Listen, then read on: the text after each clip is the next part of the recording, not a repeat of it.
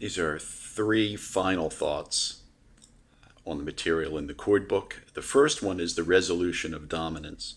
And the dominant chord category is typically the only one where resolution types or resolution options are given. There are some exceptions, perhaps, but generally it's mostly in the dominant 7 type chords. And usually what occurs is resolutions in the typical traditional ways.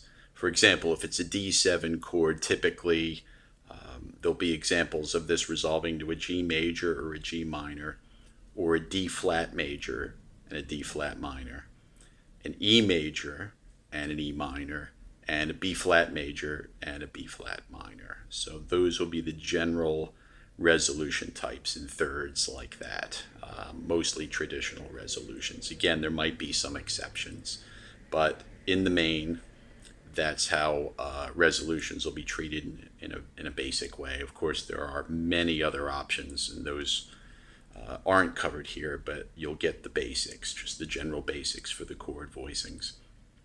The second thing is different types of chords.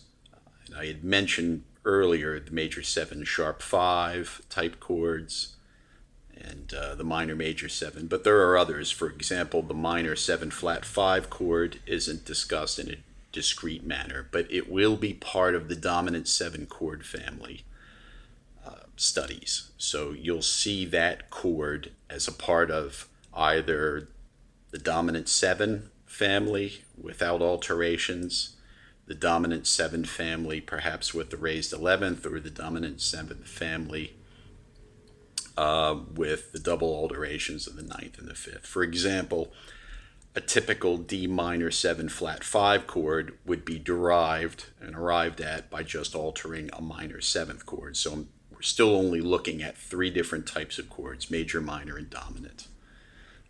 So the D minor 7 flat 5 acts as a subdominant.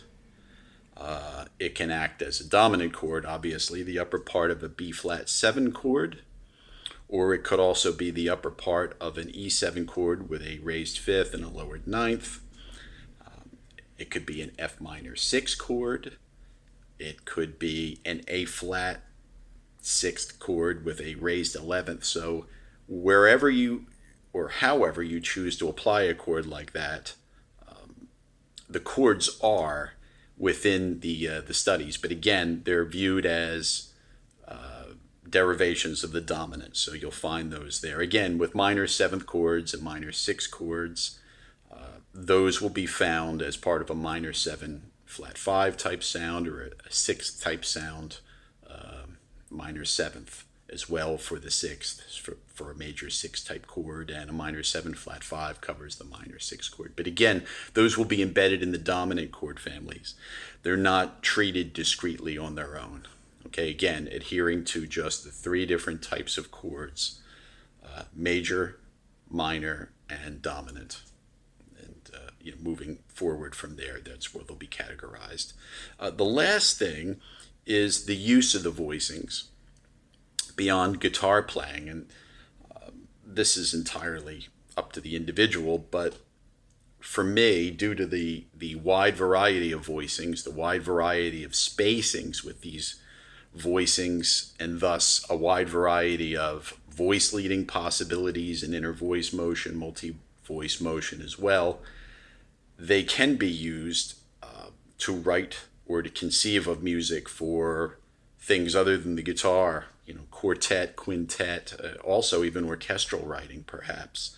Again, just due to the wide scope of the different types of voicings and the spacings, whether they're closed in some respects, open in others, there's a wide breadth of voicing types and spacings to choose from. So in terms of application, there might be potential there again for non-guitar oriented writing, which is good because normally people think of the piano exclusively as a way to do this, which is great, but the guitar does have potential for that.